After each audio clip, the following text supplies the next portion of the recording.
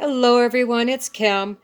I wanted to show you something real quick. I had posted on my one of my Facebook groups about a way I found to adhere these napkins to the paper without having to get all wet and use the glue, and that was using plastic wrap. Well, a lady rightfully asked a question, what about the environmental impact?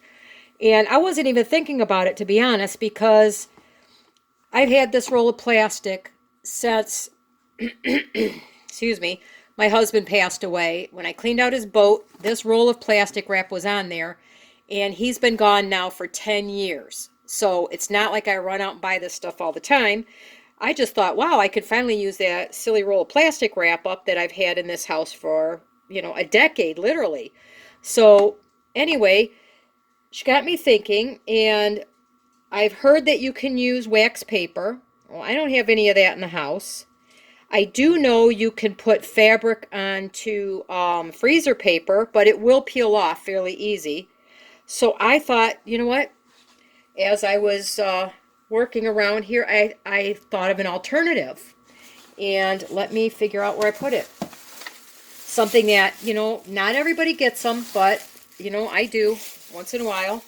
And that is your grocery bags. You know, um, I just had a brand new one here. Where did I put it? Oh, it's in my pocket. All right. So, yes, I do use them. I admit it. But I'm going to tell you, I recycle them 100%. Our local little museum, they gather up the bags, and when they get 500 pounds of plastic bags, they take it to a company that turns it into a bench that they put outside at the museum, and it doesn't cost them anything for the bench once they get to 500 pounds. So, I guess if you want to look at it that way, it makes you feel less guilty about getting plastic. And yes, I do make a lot of reusable ones, but I forget them. I bring them home and I get busy and I forget to put them back in the car, and next thing you know, you go there and you don't have your bags. So when I don't have my bags, I have to use these plastic ones. And now I could still recycle that piece I just, cut off. I wouldn't put this under a napkin because I don't want to see any words through it. But I can cut the backs off, and I can use that part, and I can recycle this part still at the museum. So let me show you what I was excited about before I get too far. These napkins were ironed onto, this is cardstock. They are absolutely gorgeous. They're nice and flat. They can be used for, book plates. I could turn this into a small folio, all kinds of stuff. I love how beautiful they turned out. So, I got excited and I made quite a few. You can still see pieces of the plastic wrap sticking out here because I didn't, now I got to go iron that down because I ripped it up. But I can turn it into tags.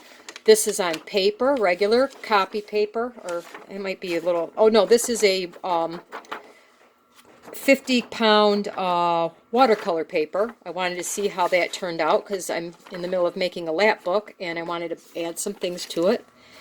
I took two separate napkins and I adhered them on the same one just to see if it could be done, and that worked just fine.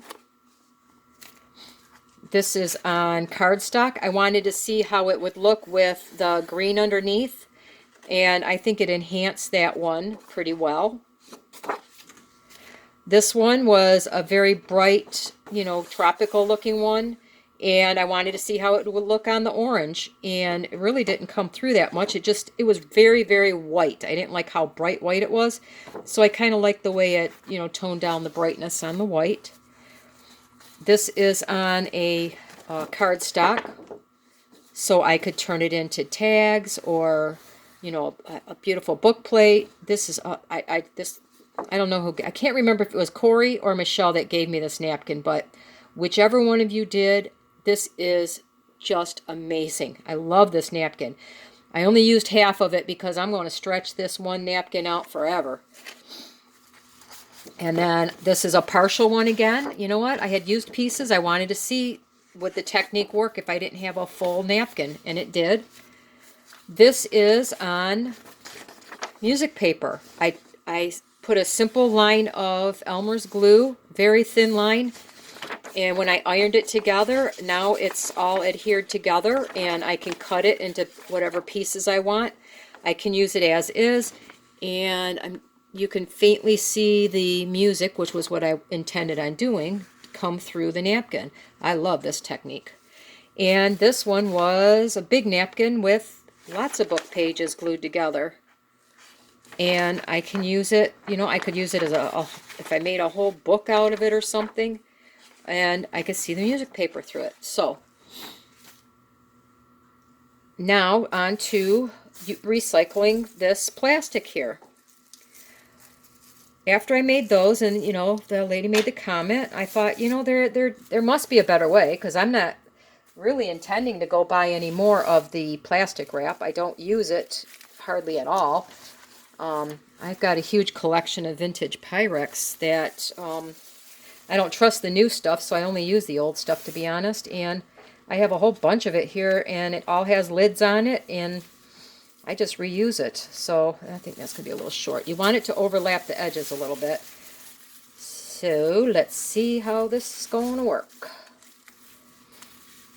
I have some gorgeous napkins I just got in the mail today from my mom, who is now getting into the junk journals herself. Thank you, Mom, for the beautiful napkins. She sent me quite a few of these, and aren't they gorgeous? So I thought, let's play. Now, if you've never used a napkin before, the one thing you want to do is to get the, almost all napkins, well, this one's going to be easy because I cut it. The first layer will peel off, and there's another layer under there. If you have trouble getting those layers apart, get yourself some Scotch tape, and once you get it started, it's going to pull right off. You can save these for other projects. Look at it, it's got some yellow on it. If you were to put that over something white or maybe a music page or something, you can add some color to it. So you don't have to throw those away. Let me show you how on the one that hasn't been cut, so you really can see how easy it is.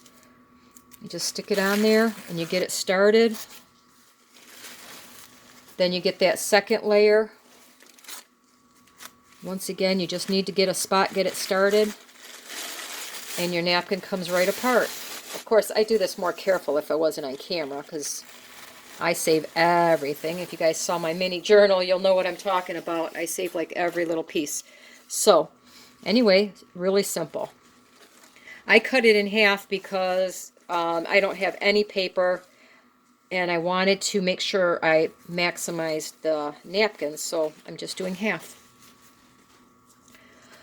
All right, now I'm going to take the napkin and I'm going to put it down on my, this is a piece of this designer paper, and I wanted to make it look two-sided, so I thought, you know, I can put the napkin on the one side, make that my focal side, and then the other side could be used if I were to fold something and I wanted, you know, the pretty color on the other side. You need to cover that with some parchment paper. I have parchment paper underneath. I'm making sure, let me make sure I did not go over the edge of my parchment paper. Definitely don't want it stuck on my pressing board here.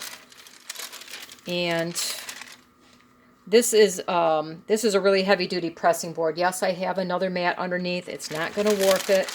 No heat can get through to it because it's made for this. It's got a pressing board on one side, cutting board on the other, or cutting mat, and it never goes, the heat cannot go through it. So, all right, so I like to start on one side on the corner because the plastic underneath is going to kind of shrink in, and if you don't get to the edges really well, if your plastic is not long enough, it's going to shrink in and you won't be able to seal your sides. And then I just kind of go over it very slowly. My iron, this one's up on a 6. Probably could turn it all the way up. It doesn't matter. You want a hot, hot iron. you are actually trying to melt that plastic.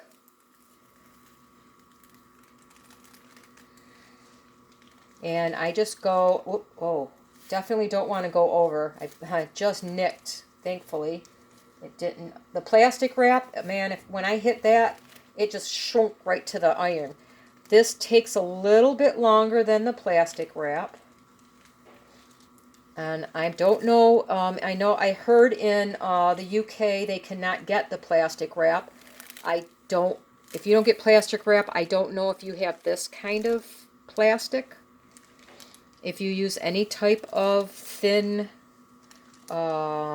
maybe for the produce bags that we use here in the US, where you put your, they come on a big roll, I probably could almost bet those are going to work. So if you use those and you don't use plastic wrap, that's a great way to recycle those. This is a great way for me to recycle the plain part of these bags before I take the rest to the museum. And I don't feel guilty because, I'm not going to let everything in the world make me feel guilty. I'm sorry, but there's enough in life to make me feel guilty. So let's see. Now I did notice, I don't want to touch my iron with that on the side there. My table is pretty small. I don't like to look from a corner because if it's going to peel up, it's going to peel up on the corner. So I carefully, and this side is down really well.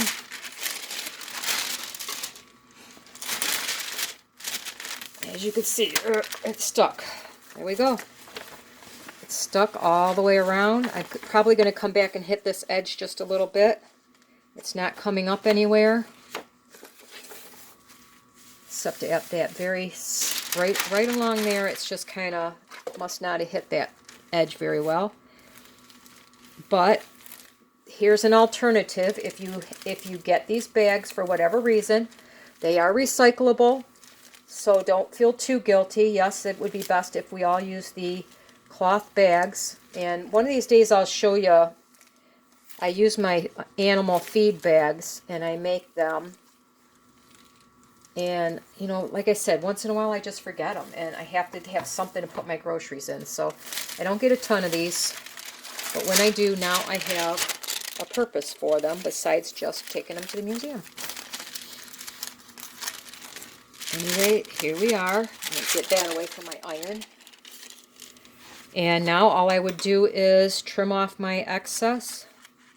These little bits of pieces now that have plastic on them, I have saved those because I could lay them down. There's still see, it shrunk away from the edge.